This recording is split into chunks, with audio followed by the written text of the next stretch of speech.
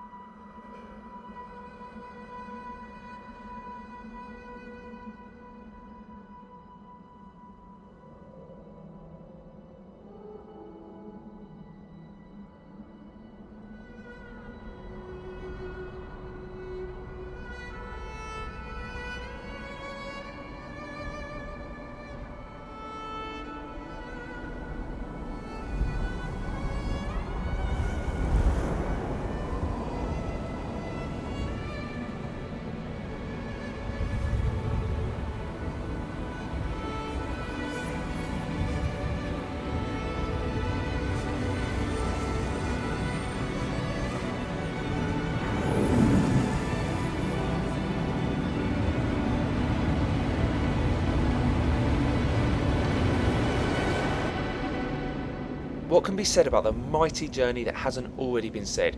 Hopefully a few things, or this video is just a complete waste of time. Journey is, without question, one of the most acclaimed games of its generation. It's won numerous awards and accolades, including many Game of the Year awards, and is nearly always brought up as a shining example of video games as art whenever such a discussion arises. Not bad for a 2-hour long downloadable title. But what exactly did Journey do to earn this reputation as like the ultimate indie art game? What made it so special, and what was the game all about? With a re-release due for PS4 sometime this year, what better time than now to take an in-depth look back at Journey and see if we can't answer some of those questions.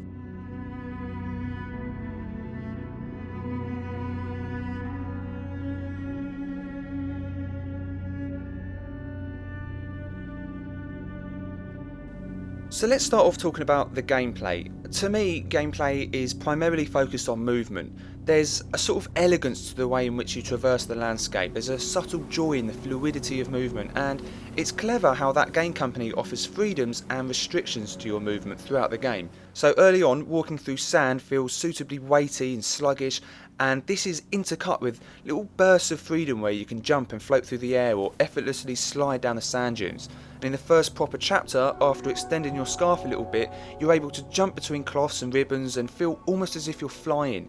And Journey emphasises this focus on the joy of movement by later rewarding you with big sections of the game that indulge you in that freedom to fly around uninhibited or to slide down massive slopes of sand. It also knows when to restrict your movement, however. In the underground section, that huge monster is threatening, not just because of its size and because it's the closest thing to an enemy you come across, but because your movement is limited. There's no cloths or ribbons to help you regenerate your scarf's powers, and so if you use up all your jump early on, you're not going to be able to jump again at all for the rest of the section. So if jumping and flying around evokes a sense of freedom, then suddenly not being able to jump makes you feel trapped. So the restriction of movement beautifully accentuates the vulnerability you feel as the monster roams the environment searching for you. And similarly, in the final chapter, the game purposefully limits your ability to fly around in order to create a sense of hardship and struggle and helplessness as you face the final stretch of your journey to the mountain. But gameplay in Journey is interesting because, like a lot of other titles in the indie art game scene, it sets out to either subvert or just completely do away with a lot of the most basic approaches to game design that we've come to take for granted. In Journey, you can't die, there are no real enemies, and so there's no health. There's not really any difficulty or challenge whatsoever, there's no puzzles, there's nothing that would impede your progress at any point. So by removing any kind of challenge or barrier to progress, and any kind of failure state, Journey has disregarded what has got to be one of the most common and fundamental aspects of video game design that exists. And it's actually quite hard to think of that many games which don't feature difficulty or challenge at the root of their experience. And it's not just the lack of challenge that makes Journey different, it's also the controls and your character's abilities being stripped down to an absolute bare minimum. You have essentially 3 moves for the entire game: movement, jumping and interacting with stuff. And I think by being so different in these ways and by being so stripped back in terms of gameplay, it can make Journey quite a polarising experience for a lot of gamers. Without these common gameplay mechanics and without any real explicit emphasis on plot or characters, some people will immediately question, well, what is it I'm actually doing? What's the point of it? Well, the point of Journey might seem quite elusive to some, but it isn't really a secret. If you look on that game company's website, they state what they're aiming to achieve with their games quite explicitly. At that game company, we design and develop artistically crafted, broadly accessible video games that push the boundaries of interactive entertainment. We respect our players and want to contribute meaningful, enriching experiences that touch and inspire them. I think it's pretty obvious that they want to create games that have a lasting and memorable impact on the player, an emotional impact, and they go about it in a different kind of way, hence pushing the boundaries. Some people might scoff at that idea, some people might read that and think, well great, but how does any of that actually apply to Journey? Well, let's take a look at how that game company delivered on those promises and why being so different was necessary to achieve that. I think it's fair to say that video gaming is often quite a cognitive experience. Our brains are always working away in the background while we play. What enemies are around me? Where am I in relation to them? Which buttons to press at the precise time? Which specific move to execute out of a repertoire of moves? And we think ahead of time as we play. If I jump here, where will I land and will I have time to make the next jump? Obviously for any experienced gamer this will all be second nature, it's subconscious. But still, think how active our brains must be when we play a lot of the big games out there. And the problem is that sometimes, normally during a difficult or intensive section, we can become preoccupied with playing the game rather than just experiencing it. I think you could possibly argue that in some games at certain points that focus on what you're doing has a detrimental impact on the atmosphere or tension, that it creates a disconnect between the story and the gameplay and takes you out of the moment. I think Journey wants to avoid that and in fact attempts to strip as much of that away as possible, like it wants your mind to be at rest. Trying to execute precision jumping with a complex set of moves during a challenging platforming section would just distract you from what that game company were trying to achieve with their game, which was to make you feel something. Or at least feel something different than frustration or a sense of reward and accomplishment. And I think this is one of the ways in which they've attempted to create a meaningful and enriching experience by creating immersion through not just the usual devices like visuals and sound, a general atmosphere, but also in the way that you play and interact with the game, the nature of the gameplay. So while the gameplay could be perceived as quite simplistic, it's actually something that to me feels really highly polished and refined. But at the end of the day, there are some people who want that cognitive experience with a game, the challenge, the reward, and that's the reason they play games, and that's absolutely fine. Journey isn't for everybody, but of course, by being so different to what we're used to, it's led to a few accusations by some that Journey's all style and no substance. Well, I certainly don't agree. I think the game has plenty of substance in terms of story and themes, which I'll get onto later, but I think it's fair to say that in Journey, the style is the substance, or at least a big part of it, which brings us onto the visuals. Journey is a beautiful and majestic looking game that you're supposed to marvel at and be in awe of, and that's kind of the point. The stunning visuals are supposed to evoke an emotional response in you, and so if it wasn't as good looking, it just wouldn't be as evocative. But how do the visuals evoke emotion? Well, they work in a kind of harmony with the rest of the game, subtly enhancing every moment and every feeling. Looking at the incredible animation, the way your scarf blows in the wind reflects energy and freedom. It helps to make you feel alive, which juxtaposes with the way your scarf looks in the final chapter, where it feels like a weighty burden in the way that it drags behind you lifelessly, heightening your sense of struggle to reach the mountain. The animation of the sand has a similar effect. The way it moves beneath your feet so realistically and blows around during the desert chapters is, again like the scarf, sort of fun and vibrant, but the exact same effects during the winter section feel grueling and exhausting. There's also an excellent use of colour throughout the game. The colour red, apart from being the colour of your character's robes, is nearly always attached to objects which you can interact with and that will aid your progression in some way, such as ribbons, cloths, flying carpets, and they'll generally either unlock something or give you a huge boost into the air to reach new heights. And the game teaches you this association with the colour red early on, and so you'll subconsciously know what to interact with or which direction to head in as soon as you enter a new area just by the placement of these coloured signifiers. Also, because the colour red has such positive and beneficial connotations, it creates a sense of welcome familiarity, of safety. The use of white is used to evoke a sense of power and life. White symbols increase your scarf and enable you to fly for longer. White is used when interacting with things, activating objects and bringing stuff to life. In fact, everything alive in the game kind of glows white as well. Your scarf, the flying carpets.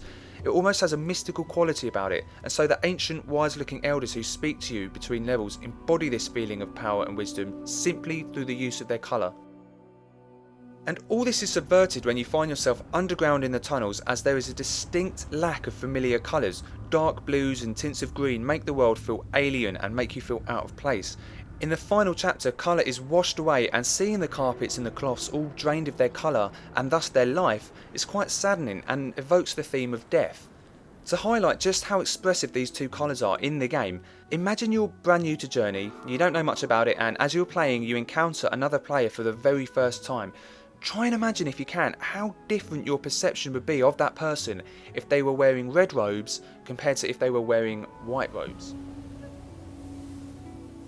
So whether it's the warm and cosy feeling of shimmering heat in the sun, the cold and harsh snowy air constantly blowing against you, or the falling sand and sunlight beaming down into the underground tunnels to remind you you're cut off from the safety of the world above you, there's all kinds of beautiful graphical touches throughout Journey that help create one of the most striking and memorable game worlds I've ever seen. In response to the style over substance criticism, I'd say the gorgeous visuals are not padding, they're not there to distract you from what you might think the game is lacking in terms of gameplay.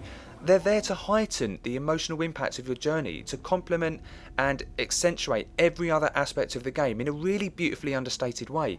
Journey, in my opinion, truly is a glorious accomplishment in terms of art direction, and I don't think I've even begun to scratch the surface of its depth. The setting of Journey is another interesting one. Deserts are often used to represent a vast emptiness, an endless trek in every direction. It can evoke a sense of hopelessness. Well, Journey doesn't do that. It's set in a land that was once home to a great civilization that has been lost, and by discovering along the way various remnants of their culture like mules and ruins, great monuments and structures, the desert gives you a sense of a once great and prosperous people and a rich cultural history that has faded away over time, a land of the past, a bit like how the desert in Raiders of the Lost Ark evokes the religious lore from biblical times. Maybe it's the way in which the sand blowing in the wind and artefacts and structures buried deep beneath the sand reflects the ancient civilization and culture being swept away or buried in the annals of history. It gives us that impression of both life and death. And the level design is also clever in how it's used to guide the player. With the game offering you nothing in terms of head-up display or objectives or markers, the open expansive environments encourage you to explore the world around you at your own pace, with the great mountain in the distance always reminding you what your ultimate goal is and where you should be heading. When underground though, the level design does the opposite, by funneling you into one direction and forcing you to proceed into the path of a huge monster. That contrast with the outside creates a sense of claustrophobia and confinement. Then after you come through that darker section of the game, you're bathed in a golden hue and allowed to fly around at your heart's content, which, combined with the cylindrical chamber which naturally guides you upwards, creates this really satisfying feel of ascension. And then there is of course the music. I'm not very good at talking about music or articulating how it achieves any emotional impact, but it is, as I'm sure most will agree, an amazing soundtrack. It has a beautiful and very memorable main theme, and on the whole is just a wonderfully arranged and composed score. It reminds me a lot of Shadow of the Colossus, which is certainly no bad thing. I guess it works so well because the music so brilliantly encapsulates all the many different emotional tones that you experience throughout your journey. It can be joyous and uplifting, it can be heartwarming and melodic, and at times, and I think this is why it reminds me a lot of Shadow of the Colossus, it captures this kind of a sense of spiritual or ancient power that has this element of like tragedy and sadness about it, yet at the same time a beauty. And like I said, I'm rubbish at talking about music. I'm sure someone could do a really in-depth analysis of the compositions and instrumentation, but it isn't me. But it was the first video game ever nominated for a Grammy, so it must have been doing something right. In terms of sound, the chimes that your character makes throughout the game are your main form of expression. There's no dialogue in the game at all. These little chirps and chimes, just like colour, are used to evoke familiarity among everything you encounter, to signify a sense of life. Most importantly, they're used to communicate with other players in your world, and this is clever because language is essentially a barrier, and by doing away with it, Journey is an experience that any two people from around the world can share, and its themes are universal, which ties in with the broadly accessible part of their mission statement. And finally, that age-old secret, what is Journey about? Well, I think it's safe to say the game is pretty overtly about life and death, and the circle of life, maybe reincarnation. And there's lots of very clever, sometimes very subtle allusions to this throughout the game. The most obvious indication of these themes is of course the ending, where it's implied that you die and you have this wonderful sequence which you could easily interpret as an ascension into heaven. For me, however, the ending represents the idea of being reborn. I think it's pretty significant that just as you land at the top of the mountain and begin to head towards the white light, you'll notice your scarf is gone and your character is just as it was when you started the game, like you're being reborn. And if you think about that white light in terms of being reborn, what it looks like, the shape of it, it's kind of evocative of something else to do with birth. And then of course you have the shooting star coming out of the mountain, travelling back across the world and landing right where you begin the game, which again suggests maybe being reborn or reincarnation. And personally, I don't think it's literally about being reincarnated. I think it more represents the general circle of life, how every second someone dies, someone else is born. It's also worth noting that the graves you see scattered throughout the final chapter, which again evoke the theme of death, are also present in huge numbers right at the very beginning of the game. Again, referring to birth, and I'm having to go into a bit more detail than I'd like, we all come from one seed out of millions that don't make it, and maybe that's what those graves represent? Possibly? It's more likely that they're the graves of the ancients who died before you, as this is what's depicted in the murals, reiterating the idea that with every death comes new life, but it's an interesting thought nonetheless. And there are lots of other references throughout the game to this idea of the circle of life, such as the day-night cycle. You've got the heat and the warm colours of the sun, which eventually sets and is replaced with nighttime, the moon and the cold. It's pretty evocative of a life cycle to me. And you may not have even noticed this one, but the long pieces of cloth that you can interact with throughout the game, they're often attached to the dead carcass of one of the flying monsters, like the ones you encounter in the underground. I must have played through the game about 10 times before I even noticed that. Okay, so the game's about life and death, that's great, but what's it saying about life and death? Well, you'll have to bear with me here, as these ideas are pretty abstract, but I think it's exploring the idea of what makes us human, something that makes us different to all other species on the planet. In the cutscene just before the final chapter, you're presented with a story of your journey, including what's going to happen next. You're shown before it's happened that you're going to die at the foot of the mountain, and I think this is what Journey is about. We as a species are aware of our own mortality. We know that we are eventually going to die and that death is a part of life. I think because we're so aware of this, we have this desire to be remembered, to leave a legacy, to have some kind of impact on other people's lives, whether it's just the people close to us or on society as a whole. If you've ever played The Unfinished Swan and wondered why there's a Journey Easter egg in there, I think this is why. Not just because they're both produced by Santa Monica Studios, but because it has very similar themes to Journey in that it explores our desire to leave a legacy. So knowing that our time here is limited, I think is a driving force of progress in our society. We want to make the world better for ourselves and for those who'll come after us. How do we do that? We create things, we build things, we express ourselves through art, and I think that's what Journey is a celebration of, culture. You spend the game exploring and learning about an ancient people who died out a long time ago by discovering the remnants of a culture they've left behind. They're never forgotten because of the things they created. Through murals we learn how they planted trees, built bridges, created a civilization, and ultimately how it was all lost. The world you inhabit only exists because of those who have come before you, and I think that's another theme Journey explores. It wants to remind us that our lives don't exist in a vacuum, that we're part of something larger, and in that sense we're all connected. We're all born and we all die. We all, to an extent, share the same basic experiences. And this idea of life being something we all share is, I think, reflected in a number of ways throughout the game. The white-robed figures you encounter represent enlightenment. They guide you and teach you about your purpose. They show you that your journey has been travelled many times before by others. They show you that everyone has to undergo the same journey and that they all begin and end in the same way. The ruins of buildings you come across reflect that treading of a well-worn path. At various points you unlock flying cloths and ribbons that aid you in your journey, but what about the ones that were already there when you arrived? Who brought those to life? Also, your character has a unique symbol, different every playthrough, that appears every time you interact with something, and it will be different to anyone else's who you encounter in the game. Hundreds of these symbols are seen frequently throughout the game, during birth, during death. They're the stars in the sky in the murals to reflect how you're not alone in the world, which leads me on to what I think is the most important way in which the theme of life as a shared experience is reflected. It's in the ability to encounter other players on your journey and to share the same experience together. This was perhaps the most acclaimed and lauded aspect of Journey, the way in which the game encourages you to forge connections with strangers without language, and I think it really tapped into something among gamers. Yet I haven't really talked about this aspect in any detail, and there's a reason. When I played Journey for the first time and I first encountered another player early on, I turned it off. I stopped the game and I signed out a PSN, and then I started from the beginning. For me, I hated the thought of another player leading me or influencing me, finding the game's hidden secrets or unlocking the path forwards, doing anything before I had a chance to do it myself at my own pace.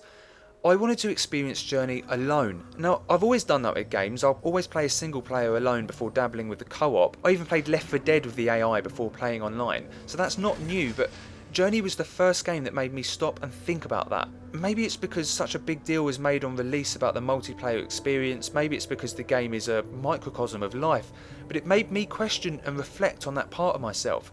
I have always considered myself a bit of a loner. I've always wondered if I'll ever find someone who I'd actually want to spend the rest of my life with.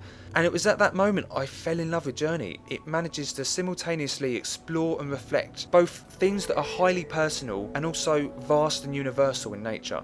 I'd never experienced a game that could have such broad themes, such broad appeal, and yet connect with me in such a personal way. So that was my interpretation of Journey. Thanks for sticking with me.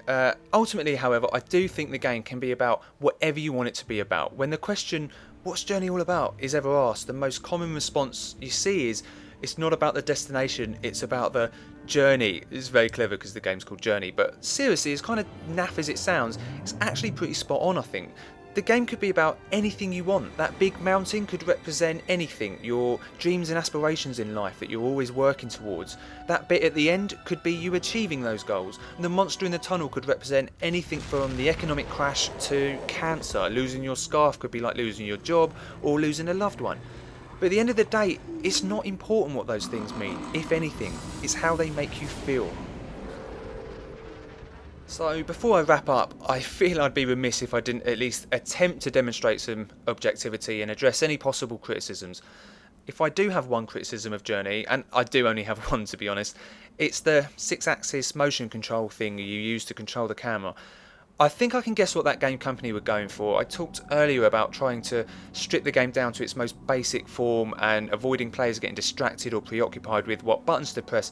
And I can imagine that the motion control was another attempt at achieving that, to make it a more fluent, natural thing, but it just doesn't work for me. In fact, I think it has the opposite effect. Pressing buttons on a controller is a really natural, subconscious thing to do. Controllers are already designed to be as ergonomic as possible in terms of comfort and button placement, so you don't think about the fact you're holding it and pressing the buttons. And that's so ingrained in me as a gamer that anything that steps outside of that realm becomes really immersion breaking. So I don't like moving my hands to control a camera. And apart from that, it feels a bit unruly as well. Tilting your hands doesn't offer the same responsiveness, precision or feedback that you get from using thumbsticks. And I found the camera often panned round a tad further than I intended it to. And luckily you can still use the thumbsticks to control the camera, which I did, but the problem is that you can't turn off the motion controls in the menu. So I often found myself swinging the camera around by accident because I've tilted my hands slightly without realising. And Journey is a game that's very much about the moment, and it's a shame that sometimes the moment is interrupted because you've moved your hand and thrown a well-composed view of your surroundings into disarray. So that's Journey then. I think it rightly deserves its reputation as one of, if not the finest indie art games in the industry. I hope that if you're a fan of the game, you've related to some of the things I've said, and if you're not a fan of the game and didn't get why so many people loved it, and for some reason watched all of this video, I hope I was able to convey and make sense to you some of what makes it so appealing to its fans. But either way, let me know what you thought. If you had a different interpretation of the game's themes, I'd love to hear it. If you've enjoyed the video, please give it a like, let me know in the comments. All feedback really makes a difference. And don't forget to subscribe for more in-depth reviews. Bye.